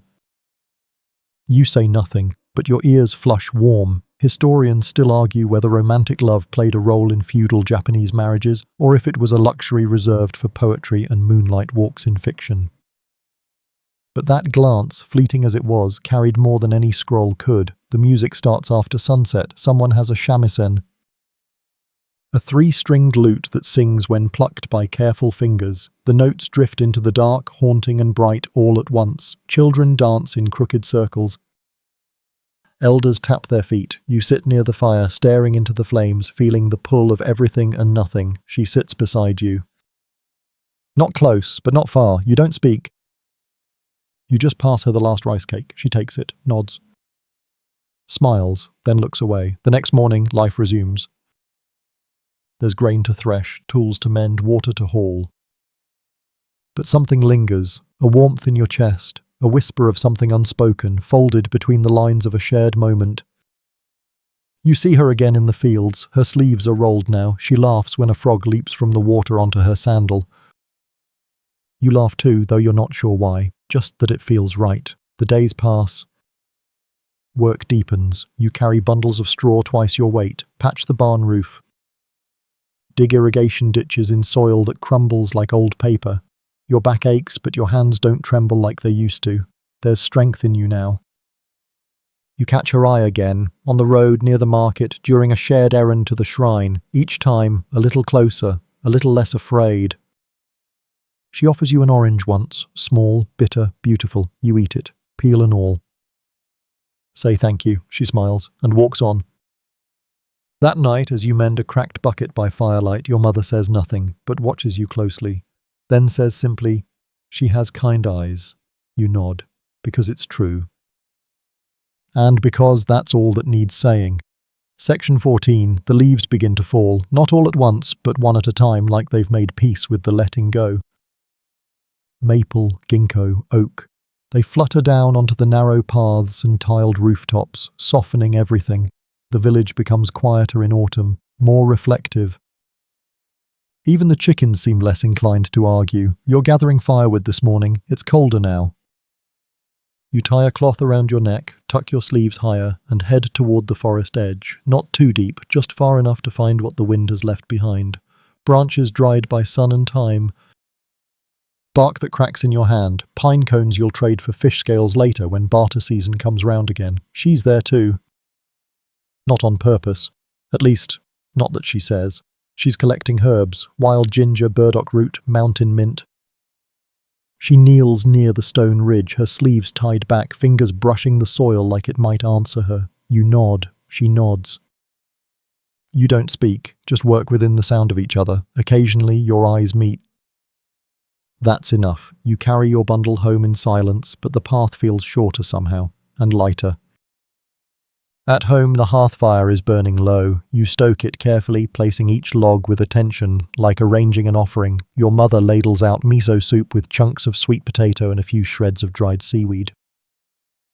The broth is dark, smoky, comforting. You eat it slowly, savoring each warm mouthful like it's telling you a story you don't want to end. Then you're out again, to the rice storehouse, to check for mold, to sweep the floor, to count again how many sacks remain from the harvest. Not enough. Never quite enough, but close. Your father grunts approval when you show him the tally. You're learning, carrying more, speaking less. He says nothing else, but pats your shoulder on the way out. That evening she walks past your house, just a glance. But it lingers. Your sister nudges you with her elbow, smirks. Then returns to slicing leeks. Outside, the moon rises low and full. You sit beneath it, sharpening a bamboo pole for a new fishing trap. The night smells like smoke and cinnamon bark. Your breath clouds the air. You remember your cousin's wedding. The soft exchange of bows, the weightless way she carried her silence. You imagine just briefly something similar, your own hands offering a cup. Your own voice reciting words older than your house. Historians still argue how much say the common folk had in love, marriage, even conversation, whether feelings mattered at all when families and fields stood in the balance. But sometimes, even in a world of rules and rituals, something simple slips through, a shared moment, a glance, a kindness that grows like moss between stones. You stand, brush straw from your knees. The path to her house is just there, past the bamboo fence and the crooked pine. You don't go, not yet. But you walk the edge of it, once, twice. Then turn back. Inside, your mother is asleep. Your sister hums a lullaby as she folds tomorrow's clothes. Your brother sleeps with one hand still gripping a twig he carved into a sword. You slip under your blanket, close your eyes. And for the first time in weeks, your dreams are warm, not filled with chores or cold water or cracked hands, just quiet paths through yellow woods. A girl with her sleeves tied up, a bowl of soup that never runs dry, and when you wake, the sun is already up. And so are you. Section 15. Winter arrives like a held breath, not in a sudden storm or snowfall, those are rare here, but in the way the wind changes, sharper now, slicing between houses, slipping under robes no matter how tightly they're wrapped. The ground stays firm longer in the mornings, your breath curls higher, whiter, the chickens fluff up like round complaints. You wake with stiff fingers. The fire barely survived the night. You cradle your hands around the kettle, coaxing warmth from the little that's left. The woodpile is low, too low. You'll need to gather more today, even if your back says otherwise. Your father says nothing at breakfast. He doesn't have to. The look he gives the walls, listening for wind, watching the beams, tells you what's coming. The cold will deepen, soon, and the house isn't ready. So you work, not for trade, not for taxes. Just for shelter. You pack clay into the cracks between floorboards. You reinforce the door with extra thatching. You rewrap the window screens with new paper, thickened with boiled rice starch so the wind doesn't push through so easily. Your sister helps. Together, you hang the straw curtain across the main threshold, an old trick passed down from your grandmother. It won't stop the cold, but it will catch its edge, like holding up your hand against a tide. At midday, you eat sweet potatoes roasted in ash. Their skin cracks open like parchment, revealing soft, golden flesh that steams in the cold. You eat with your hands, licking your fingertips. For a moment it feels like summer again. But only for a moment. Then it's time for water. The well has changed. The rope is stiff. The bucket creaks louder. You draw slowly, careful not to slip on the frozen rim. The water is clear but tastes metallic. Winter's first sip always does. Back at the hearth, you hear her voice, just outside. She's speaking to your mother, offering dried shiitake mushrooms wrapped in paper. Your mother accepts with both hands. You kneel beside the fire, listening to their voices rise and fall like waves. Then she enters quietly. You look up. She bows. You bow. She places the bundle beside the hearth. They're from the northern slope, she says. They keep longer. You nod. We'll use them well. She smiles but doesn't stay. Just long enough to share the heat. Then she's gone, her footprints soft in the dusting of frost outside. You stare at them for a while before rising. That evening, your family eats a hot soup with the mushrooms she brought, rich, earthy, dark. Your brother says it smells like the shrine kitchen on festival days. Your mother nods, says nothing. Later, as the wind rises, you slip outside, just for a minute. The stars are sharp tonight, cold silver pressed into deep blue. You pull your robe tighter and walk to the end of the path, where the pine tree leans toward the road like it's listening. You stand there, not waiting, just there. She doesn't come, but somehow her absence feels present, like steam rising from a bowl long after it's empty. Historians still argue how deeply winter shaped rural life in feudal Japan, whether it was purely hardship or if the forced stillness brought clarity, reflection, even beauty. Standing there under the sky, you don't feel hardship. Not exactly. You feel the weight of the world held in pause.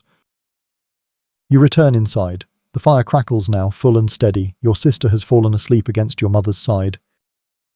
Your father trims a bamboo ladle in the corner, each cut slow and deliberate. You lie down, pull the covers close, and dream, not of spring, not yet, but of mushrooms simmering in broth, of laughter by the fire, of footsteps in the frost, and of a girl with sleeves tied back, who walks the same roads as you. Section 16, the cold deepens. Not all at once, but like a pot of water brought slowly to boil. Each morning your breath lingers longer. The floorboards stay bitter underfoot, even after the fire is lit. The straw mat stiffens overnight. You learn to sleep with your knees drawn in, like a folded letter. You dress before the light comes. Layers of linen and hemp, patched and faded, tied at the waist and wrist. The sash has grown rough from years of use. Its edges no longer straight, but familiar. You pull on your socks, tabby split toe, and slip your feet into straw sandals that crunch against frost-covered earth as you step outside. The village is silent. Smoke curls from roofs. Doors creak open just wide enough for someone to pass through. Everyone is awake, but no one is speaking. In winter, voices are rationed too. You begin the day's work with the firewood pile. Half of it's damp from the recent snowmelt. You'll need to sort it, stack the driest, and start chopping more. The blade is dull. You spend a quarter hour sharpening it with a whetstone that feels colder than the axe itself. Then you swing, over and over, breath steaming, muscles quieting their protest with each rhythm. By mid-morning the sun is out, but weak. You carry 2 bundles of firewood to the neighbour's house. The wife there injured her leg on the icy stone path last week. Since then, you've delivered wood every 3rd day. She greets you with a bow, offers roasted chestnuts wrapped in a piece of cloth. You take them, return the cloth. No need for thanks, not here. Back home, your brother is learning how to tie straw ropes. Your father is watching, nodding slowly. The boy's fingers fumble, then find the pattern. You sit beside him and show him once how to pull evenly, how to twist the fibers without breaking them. He watches closely, doesn't speak. You can tell he wants to get it right. In the afternoon, you carry water. The well has frozen, just a thin crust, but it slows you. You break the ice carefully, lower the bucket, and listen to it strike the water below. The rope groans, the winch creaks. You haul, lean, balance. You always forget how heavy water is, until you're reminded again. On the way back, you stop by the path that leads toward the shrine. She's there, you don't expect it, but she is, carrying a woven basket wrapped in cloth. Her hands are red from the cold and her breath curls like incense. She smiles when she sees you. You bow, she bows. Then, as if the moment isn't fragile, she says, "The mushrooms were good?" You nod. "Very." She shifts the basket from one hip to the other. "We have a few more if you'd like." You hesitate, then, "I'd like that." She unties the cloth and passes a smaller bundle to you, wrapped tight, warm from her hand. You don't open it, you just hold it, and in that small silence between you, something soft happens. Something unspoken. She turns first, walks back toward the trees. Her sleeves flutter slightly as she goes. You watch until the path bends out of sight. Historians still argue whether connections like these, brief, unrecorded, uncelebrated, mattered in the greater arc of peasant life, whether emotions between common folk ever shaped anything beyond their homes. But to you, it matters more than most things, because in a world ruled by rice and roofs and rituals, something small and kind is enormous. You return to the house. The bundle she gave you rests in your hands. Inside, dried mushrooms, yes, but also slivers of persimmon. A folded piece of cloth, perhaps a hand towel, perhaps something else. On the corner, a stitched character, Q, autumn. You fold it again. Set it beside your robe. That evening you help cook miso soup again. But richer this time, with the mushrooms she gave you, a slice of daikon, a pinch of dried ginger. It simmers long, fills the room. Your father slurps his quietly. Your mother hums without knowing it. The baby grabs for your bowl. You let him have a bit of rice. Later you repair the chicken coop. A section of the fence gave out under the weight of snow. You pull new bamboo into place, strip it, bind it with straw rope. The hens watch you like disapproving aunts. One tries to peck your foot. You don't blame her. Inside, your sister is sewing again. Winter always brings new holes, new patches, new cuffs to mend. You sit beside her, helping fold cloth, sort needles, find the thread that always hides at the bottom of the basket. The fire burns steadily now. You add another log, watch the flame catch and climb. Shadows flicker along the walls. Your brother dozes beside the baby. Your mother sleeps with her hands folded under her head. Only the fire and your sister stay awake with you. You wrap the cloth bundle from earlier, gently, like it might shatter. Store it near your futon. Not hidden, but not obvious. You lie down. Let your shoulders settle. Let the quiet find you. Outside, wind moves through bare branches, a sound like paper sliding along wood. And in your dream, you walk along a forest path lined with moss and frost. Ahead of you, a girl with tied sleeves steps into the light and turns, offering a bowl of warmth you can't quite see, but can already taste. Section 17, another morning. Another fire, the same rough cloth, the same bent knees near the hearth. But today the silence feels different, not heavy, not tired, just full, like the house is holding its breath. Snow came in the night. Not a storm, just a thin, even layer across the ground. It makes the village look clean, like someone laid a new page over everything. Even the tools seem quieter, wrapped in frost and the hush that always follows the first snow. You rise early, step outside. The sky is pale blue, not quite clouded, not quite clear. Smoke drifts from a dozen hearths, and on every roof, every ledge, every branch, snow. You walk to the coop. The chickens are angry. They always are in winter. You toss them grain, break the ice on their water dish, and tell them, not out loud but inwardly, to be patient. They never listen. After breakfast, your mother sends you to the storehouse, not for food. For cloth, your sister's robe has torn again, and it's not just the seam this time. The fabric near the hem is thinning, fraying in soft threads like old hair. You search the back of the storehouse beneath the dry straw, behind the sacks of beans and barley. There, wrapped in oil paper, a length of indigo-dyed hemp. Not new, but unused, saved for something that never happened. Maybe a wedding, maybe a funeral, no one remembers. You carry it back, brush the dust away, and place it beside your sister. She touches it gently, says nothing. But her eyes say, "Thank you." That afternoon there's news. A traveller, cloaked and hunched, arrives from a nearby village. He brings stories and an injury. A sprained ankle, maybe worse. You help him settle near the fire, pass him tea, wrap his foot with cloth. He speaks slowly, in a voice worn from wind. He says the northern road is blocked by snow, that a bridge collapsed after the last freeze, that wolves were seen near the border trail, that a temple fire left 5 monks without shelter. He says the snow will deepen, that this winter may be harder than most. Your father listens without blinking. Your mother stirs the fire. You thank the traveller and give him rice and soup.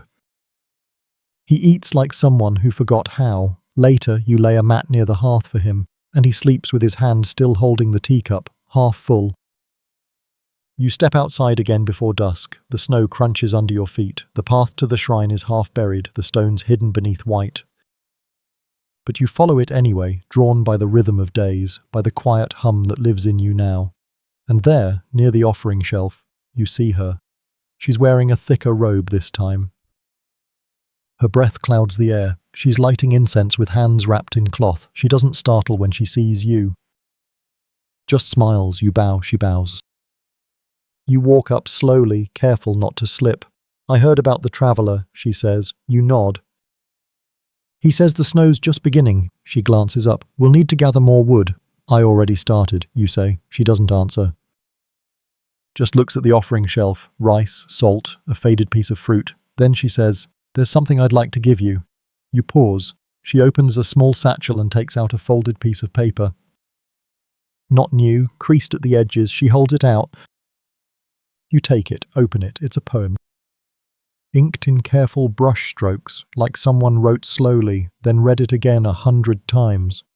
The characters are simple, but the rhythm is delicate. It speaks of warmth, of snow falling on pine needles, of waiting beside a quiet river, of hands not yet held.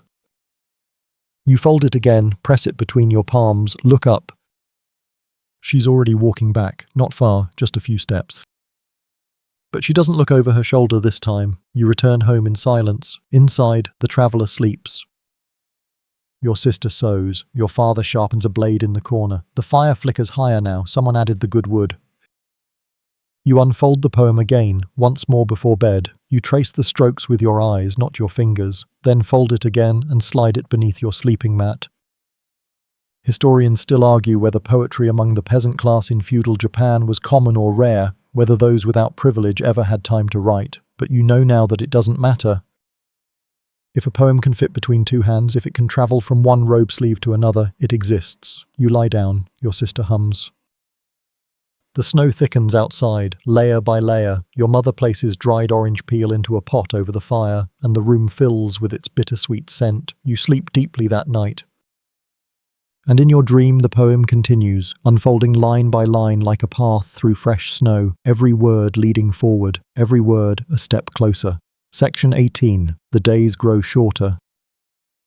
The sun rises later, sets faster. What used to be an afternoon feels like evening now. Shadows stretch early, and by the time your second task is done, the light is already leaving the world. You begin counting the days not by the moon, but by how long the fire lasts. This morning, the well is frozen deeper. You break it with the axe handle, once, twice. The crack sounds sharp in the cold air, like a snapped reed. You lower the bucket slowly, listening for the splash. It's distant now. You wince. That means hauling will be harder soon, ice forming on the rope itself. Still you draw water, you carry it home. Your hands, even in mitts, ache all the way back. At the door, the baby is crying. Your mother is already coaxing him with a sweet rice paste she saved. Your father has his hands in the ashes, sifting for the last warm coals. Your sister is making vinegar from pickled plum skins. You hand her the bucket. She takes it. Doesn't thank you. She doesn't need to. In winter, kindness is survival.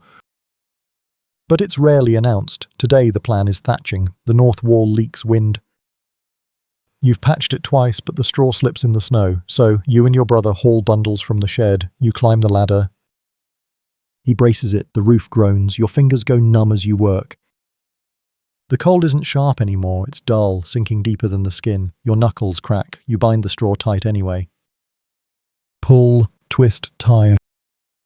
Then press it down with your palm and hope it holds. She arrives while you're up there. You don't see her at first. Just hear your brother call your name, quietly, politely. You glance down. She's holding something wrapped in cloth. Her face is red from wind. She doesn't step closer, just waits. You climb down slowly. Try not to slip. When you reach her, she hands you the bundle. Inside, roasted chestnuts, still warm. She looks at you, brushing snow from her sleeve. You looked cold, she says. You don't respond right away. You're not sure you can. She turns to leave and you say, wait. She pauses. The snow falls in soft spirals around her. You clear your throat. Will you walk with me? She blinks once, then nods. You leave the chestnuts on the stoop, pull your sash tighter, step into the road beside her. It's not far, just to the grove past the stream, but it feels far. Because neither of you speaks, and every sound becomes sacred, the crunch of snow, the breath rising, the rustle of wind through winter bamboo. You walk beside her without touching. That's enough. At the grove you stop. The branches are bare, the stream half frozen. The same one you used to splash in when you were a child. I come here to think, she says. You nod. What about, you ask? She shrugs. Whether the ice will hold. Whether I'll marry someone I don't know, whether that's wrong. You look at her, startled. She doesn't meet your eyes. Then, my mother says there's talk, from her brother's family, about a merchant's son. Your throat tightens. Do you want that? She doesn't answer, just watches a leaf drift down and land on the surface of the ice without breaking it. I don't want to leave the village, she says. That's all, but you understand the rest. You walk her back. Just before the bend, she stops. If I gave you a cloth with your name stitched in the corner, she says, would you keep it? You smile. I already did. Her eyes widen, just slightly. Then she bows, deeper than usual, and disappears around the bend. Back at home, your brother is asleep on the mat. Your mother is feeding the fire-dried orange peel again. Your father sharpens a blade. Still, always. You slip off your sandals. Place the cloth bundle she gave you near the kettle, chestnuts still warm. You sit by the hearth, and for the first time in days, you let yourself hope. Historians still argue whether choices about marriage among the peasant class were truly made by families, or whether, quietly sometimes, young people made their own way, whether glances and shared chestnuts could become something larger. But you don't need a scholar to tell you what's real. You know how her footsteps sound in snow. That night you tell your sister. Just a sentence. Nothing more. She blinks once, then nods. I thought so, she says. She doesn't tease you. She just begins to stitch another patch into your robe, humming the tune your mother used to sing before she had too many responsibilities. Before sleep, you add more wood to the fire, double-check the door's fastening, shake the ice from the outer curtain. Then slip beneath your blanket. You keep the cloth with the stitched name under your head tonight, just a little. You don't dream of fire, or cold, or duty. You dream of a small house with paper windows that never leak, a child laughing. Her voice humming a song she never learned but somehow always knew. And when you wake, the world is still dark, but your heart feels warmer than your hands. And that's enough. Section 19, it's the shortest day of the year. You don't need a calendar to know it. You feel it in your bones, in the way the cold holds on longer even after the sun appears, in the hush of the village, like the world itself is pausing. The chickens are slow to stir, even the dogs are quiet. You rise with the frost still clinging to the inside of the window screens. Outside, the snow is thin but firm, pressed flat by so many footsteps. The well is harder to open now, the rope frozen stiff. You breathe into your fingers, wait for feeling to return, then begin the first task. Firewood. You chop, not for warmth, though that too, but for rhythm. For movement, for the comfort of a task that always returns. The axe bites clean this morning. The logs split with a sound like a drum in a silent room. By mid-morning, your breath still floats when you speak, but today, no one's speaking much. There's something in the air, an unspoken heaviness, because tonight is Toji, the winter solstice. The longest night, and that means rituals, even here, even now. You begin preparing just after noon, not alone. Your mother leads. She's already boiling water with yuzu peels floating at the top. The house fills with the bittersweet smell, sharp and clean. The citrus is meant to guard against colds, against bad spirits, against the things that try to crawl in during the coldest part of the year. Your sister grinds azuki beans. Red bean soup is part of the tradition too. You help sift the rice. Your hands are red from washing, your fingers wrinkled from cold water. but there's a kind of quiet joy in it, a kind of rhythm passed down and never questioned. She arrives in the early afternoon, not with fanfare, just with a bundle of straw and a quiet hello. She's there to help prepare the kagamomochi, 2 round rice cakes stacked like moons. Your mother nods once and lets her take the lead. She shapes the warm mochi with her hands, pressing each circle flat, then rounding the edges. Her palms are sure, her face focused. You watch from the corner. When she glances up, she smiles. You turn away before she sees you smiling too. The mochi are placed on the family altar. 1 for your ancestors, 1 for the coming year. Your sister adds a bitter orange on top, its stem bent like a crooked wish. Outside, dusk is already settling. You sweep the snow from the front path, lay new straw near the threshold.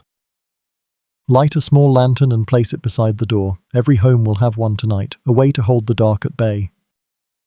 Inside, the meal is simple but warm. Red bean soup, sweet and thick, rice cakes toasted by the fire, pickled radish, a handful of chestnuts, and tea, steeped strong and hot.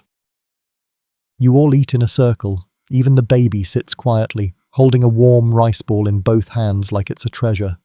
The traveller is still here, his foot too weak for walking, and he bows in gratitude after every bite. Your mother waves it off, but you see the way her eyes soften. Then comes the bath. You heat water over the hearth, pour it into the wooden tub outside, steam rising like a spirit leaving the body. The yuzu float in the bath, pale yellow, cracked open slightly, releasing their oils into the air. The smell hits your nose before the heat hits your skin. You sink in slowly, first your legs, then your chest. The cold flees. For the first time in days, you stop shivering. You don't want to leave, but you do. Because she's waiting, you dry off, step into your robe and walk barefoot across the floor. She's at the door. You bow, she bows, and then, without words, you walk. Not far, just down the road, the lanterns are lit. Each house glows like a tiny ship in a sea of dark. She stops near the bend where the pine tree leans. I used to think winter would never end, she says. You nod. Some years it doesn't feel like it does.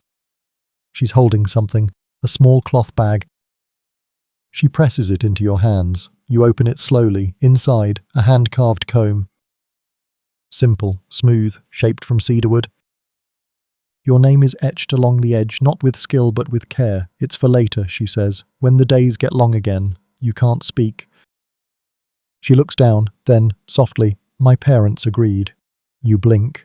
Agreed? She nods once. If we ask, at the right time, you exhale, like you've been holding your breath for a season and didn't know it. The snow falls again. Not heavily, just enough to catch in her hair. You reach out. Gently brush 1 flake from her sleeve, that's all. Then you walk her home. The traveller is gone by the time you return, left behind a folded cloth, 3 coins, and a thank you written in careful strokes. Your mother finds it.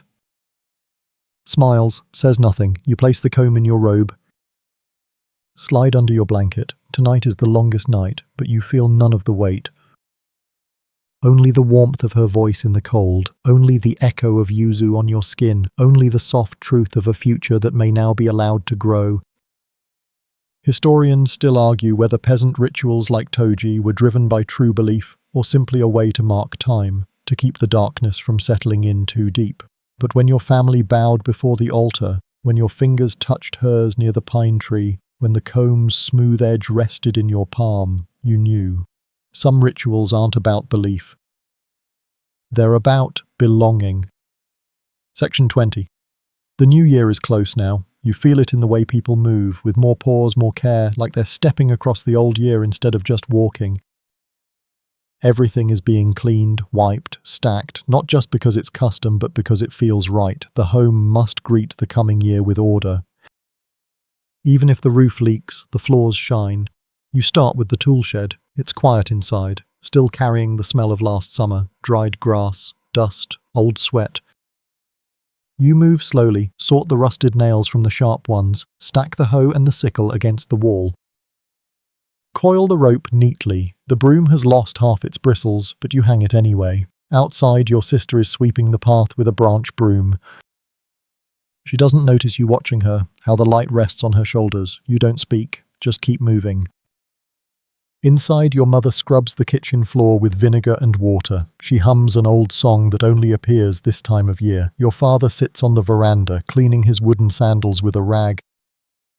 It's the kind of quiet task he loves, one that belongs to no one but him. You help your brother refill the water jar. He's stronger now, walks with a surer step. The bucket no longer sloshes when he carries it. He looks up at you. Will we eat the sweet rice this year? You nod. If we have enough beans. We do, he says proudly. The wind is colder today, sharper. It carries the smell of smoke from distant rooftops. Some families have already started burning their old charms, returning them to the gods in grey spirals of ash. You'll do the same tomorrow. Before sundown, she comes by again. This time with a handful of red paper slips and a brush. You're surprised, but you shouldn't be. It's tradition to write hopes for the new year. Hang them above the door, where the wind can read them and carry them off like whispered promises. You sit across from her near the hearth. She dips the brush in ink, writes slowly. You can't read it from your side, but her expression is calm, no hesitation. When she finishes, she folds the paper and places it gently on the mat between you. Your turn, she says. Your hands shake slightly when you take the brush, not from fear. From something else. You think for a long time. Then, simply, you write, a roof that holds. A name that stays. She reads it, says nothing, but her smile is softer than the light outside. You hang the paper slips above the threshold together. The wind stirs one. You both watch it flutter, like it's already leaving for somewhere better. Dinner is quiet that night, red beans and rice, pickled turnip. A single grilled sardine split between the table. No one complains. It's enough. You drink tea until the pot is dry. Your mother brings out the box of old charms. Faded paper. Tiny bells, a strip of cloth from your sister's first robe. Your father lights a small fire outside, in the bowl-shaped pit near the pine. One by one, you toss the charms into the flames. They curl and blacken, but the smoke rises clean. You bow once. Then once more. Historians still argue whether these rituals truly protected the home or simply gave people something to believe in. Whether burning the old made way for the new, or just helped pass a long winter evening. But you stand there, your face warmed by fire, and feel nothing but clarity. Letting go is sacred. Inside, your bed is already laid out. The comb she gave you rests near your sleeping mat, wrapped in cloth, tucked beneath the edge like it's waiting for spring. You lie down. The fire crackles once, then settles. Your brother's breathing steadies nearby. Your sister rolls over and mutters in her sleep. Outside, the wind passes over the roof, not as a threat, but as a voice, saying, wait. Saying, almost. You close your eyes. The longest nights are behind you now. The year will turn, slowly, gently. Like a frost melting along the edge of a rice field, nothing loud, just the soft unfurling of days to come. You dream of a new roof, of a bowl never empty, of her hands brushing flour from her sleeve, smiling at the paper charm still hanging above the door, of names spoken without fear, of a year that finally stays, and now the night grows quiet. The fire burns low, its glow soft on the walls. The ashes settle gently, like old snow in a garden left untended. Outside, the wind has softened. The last of the winter stars hang still above the roof, the kind of stillness you don't notice until your own breath slows to match it. You lie in the hush of your home, warmed by the last sips of tea, by the memory of a comb carved with care, by a voice beside the hearth saying simply, I'll walk with you. The year is closing its eyes. You've made it through the cold mornings, the cracked hands, the quiet meals, through the firewood piles and stitched sleeves and unspoken kindnesses folded into small cloth bundles, through every hour that asked you to endure. And you did, not with noise, but with stillness. And now nothing more is asked of you. The village sleeps, the snow rests. The path to the shrine waits, unchanged, under the pine branches. The charm above the door flutters once, then settles. Everything is as it should be. You feel it in your chest, like warmth returning, like belonging. So let the darkness stretch a little longer. Let the wind carry what it must. Let the dreams come, slow and soft, with no questions and no urgency. You're home now, you've always been, and tomorrow, whatever it brings, will begin, as always, with a quiet breath and a single step forward. Sleep well.